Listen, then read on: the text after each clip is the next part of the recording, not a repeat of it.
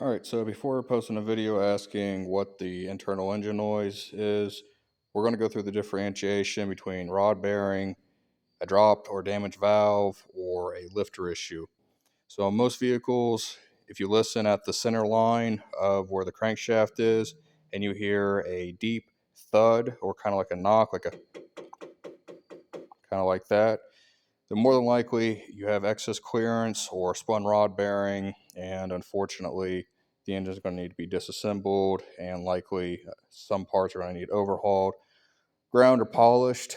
If you have a valve that is bent or has been burnt or has some other type of issue with it, you'll typically hear a hollow tapping noise, kind of like I don't know, I can't do the best, but it's really like a hollow, like if you had I don't know, something that's hollow and you're just slightly tapping it and be able to hear it. The next thing is if you have a lifter or a rocker or something that's failed on the vehicle or is not, the hydraulics in it aren't working correctly, or the shim and the clearance on the rocker or the valve is incorrect, you'll typically hear a more higher pitch ticking noise, kind of like a sewing machine effect almost. Um, So hopefully that kind of rectifies that. Um, it is common on some vehicles to have the serpentine tensioner and or the timing tensioner go bad, and it'll be fluctuating back and forth really quickly. And that will typically give you more of a rattling sound more than anything.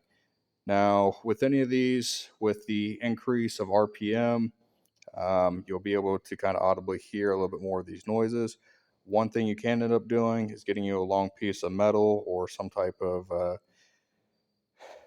instrument. That way, so you can hold it up against the part, cup it with your hand and your ear, and listen for it and see exactly where that noise is coming from. And that'll be able to determine it a lot easier. If you have a bad ring land on a vehicle, it's a little bit harder to end up detecting, but you'll typically have a very slight tap or kind of like a tick noise. What you can end up doing is taking off your oil cap. This works on most vehicles.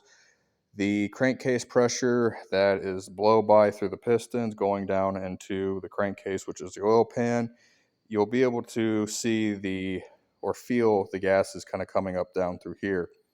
You can put a business card, you can put your hand up to this. It should be linear and even all the way throughout. That's also another good way to indicate if an engine has good compression or a cylinder that's weak for one reason or another. Um, Again, these are just baseline just to get a simple idea. Obviously, if you want to further diagnose it, then that's another step on top of that. So hopefully that helps.